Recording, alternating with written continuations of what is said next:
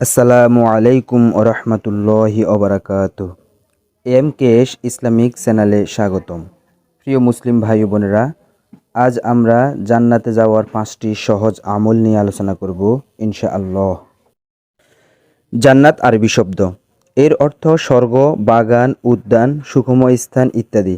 ইসলামী পরিভাষায় পার্থিব জীবনের অবসানের পর মুমিন বান্দাদের জন্য যে চিরশান্তির আবাসস্থল তৈরি করে রাখা হয়েছে তাকে জান্নাত বলা হয়। এটি সৎকর্মশীলদের চূড়ান্ত আবাসস্থল। সবাই জান্নাতে যেতে চায়। এটি খুব সুপরিচিত শব্দ। এই নামটি শুনলেই হৃদয়ে প্রশান্তি অনুভব হয়। চিরশান্তির স্থান হলো জান্নাত। এর ঘর বাড়ি, আসন, আসবাবপত্র সবকিছু স্বর্ণরৌপ্য মণিমুক্তা দ্বারা নির্মিত। আরও থাকবে রেশমের গালিচা, দুধ ও মধুর নহর ও মিষ্টি পানির স্রোতধারা। আনন্দ উপভোগের সব বস্তু থাকবে জান্নাতে।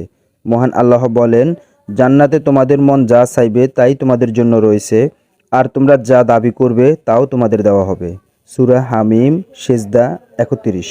জান্নাত লাভ করা প্রতিটি মুমিনের একান্ত চাওয়া।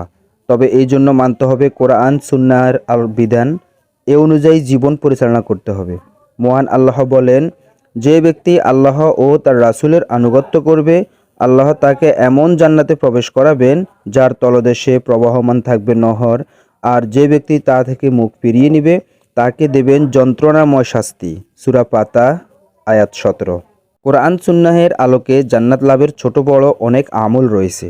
এখানে জান্নাতে যাওয়ার সহজ 5টি আমল সম্পর্কে আলোচনা করা হলো। 5 ওয়াক্ত নামাজ পড়া।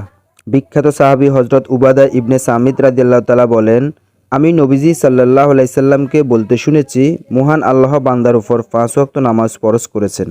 যে ব্যক্তি এই নামাজগুলো যথাযথভাবে আদায় করবে এবং অবহেলা বশত তাতে কোনো ত্রুটি করবে না, তার সঙ্গে মহান আল্লাহর চুক্তি হয়েছে যে তিনি তাকে জান্নাতে প্রবেশ করাবেন। আবু দাউদ। আয়াতুল কুরসি পাঠ করা। হযরত আবু উমামা রাদিয়াল্লাহু তাআলা থেকে বর্ণিত হাদিসে আছে, নবীজি সাল্লাল্লাহু আলাইহি সাল্লাম বলেন, যে ব্যক্তি প্রতি ফরজ নামাজের পর আয়াতুল কুরসি পাঠ করবে, মৃত্যু ছাড়া জান্নাতে যাওয়ার পথে তার কোনো বাধা থাকবে না। অর্থাৎ মৃত্যুর সঙ্গে সঙ্গে সে জান্নাতে যাবে। নাসাই। 2 জিনিসের হেফাজত করা। হযরত সাউল ইবনে সাদ রাদিয়াল্লাহু তাআলা হতে বর্ণিত হাদিসে আছে, নবীজি সাল্লাল্লাহু আলাইহি সাল্লাম বলেন, যে ব্যক্তি তার 2 চোয়ালের মাঝের বস্তু জিহ্বা এবং 2 রানের মাঝখানের বস্তু লজ্জাস্থান জামানত আমাকে দিবে, আমি তার জান্নাতের জিম্মিদার হব। বুখারী। তাহাজ্জুদ নামাজ পড়া। শেষ রাতে সবাই যখন গভীর ঘুমে আচ্ছন্ন, তখন আরামের বিছানা ছেড়ে মহান আল্লাহর দরবারে দাঁড়িয়ে নামাজ পড়ার নামই তাহাজ্জুদ। তাহাজ্জুদ নামাজ জান্নাতে নিয়ে যাবে আমাদের।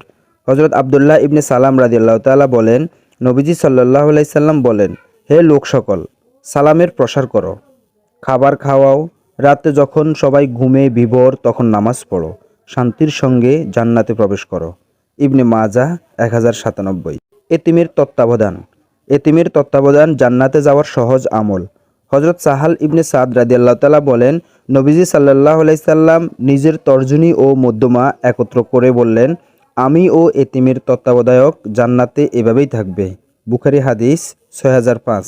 আল্লাহ আমাদেরকে উপরোক্ত আমলগুলো নিয়মিত করার মাধ্যমে জান্নাত পাওয়ার তৌফিক দান করুন। আমিন।